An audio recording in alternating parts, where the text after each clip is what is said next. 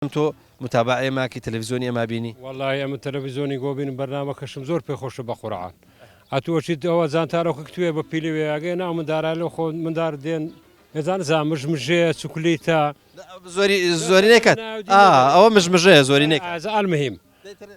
ئەڵێ دیاری شوان یا شنگەیە ئاڵەکۆک ئەمەش ئەومان پێ ئەوە گۆ دیارەکە ئەوەیە ئەدی وەنیە حەجی بابزانم لەگەڵ ڕۆژوان چۆنی وڵا باشی نەخوای بە زیادی بی تۆ پێم ماڵت هەر لە شارسینەیە یاخود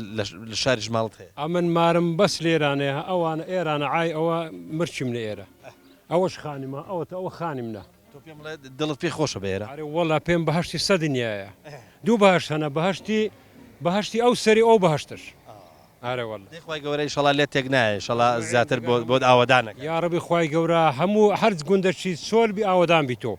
بەڕاستی ئەمن یەک سعاتێرم پێ بە هەموو شاری ئەلانەکە دەخەسرام دەنێ برن وەرە بەس بەڕسمی بەیمارە بینە شاری ئەمن یەک سعاتێرە بە هزار شاری نادەم درم مرتاع کاک محەممەد پندێکی کوردی هەیە مەتەڵ نییە پەندە ئەڵێ مردووی پار هاوینێ ئەم ساڵ دەکەنشینێ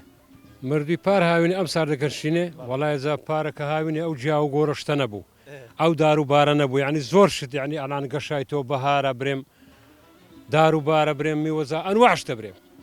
یەکێک ناوترێکە برینی بکولێتەوە مەسەرەن قەدیم ئاوام بەسەر هاتووە و ئێستا بیکاشینێ ئێزا خەنەعەتە بێ زەما برێم چێ وەڵای زە تعبیر زۆر شتێکە ینی تعبیرەکەی تۆ لەوەیە کە ئەم ساڵ شکر خۆشە و لە پار باشترە بەخوا ئێزە هەوسار بەنسبەت بەفر هاتوو برێم وەلا باش بوو یعنی سەقەم هەبوو بەفر هەندێک لۆن هات یعنی خی گەور ئاوری لێ داینەوە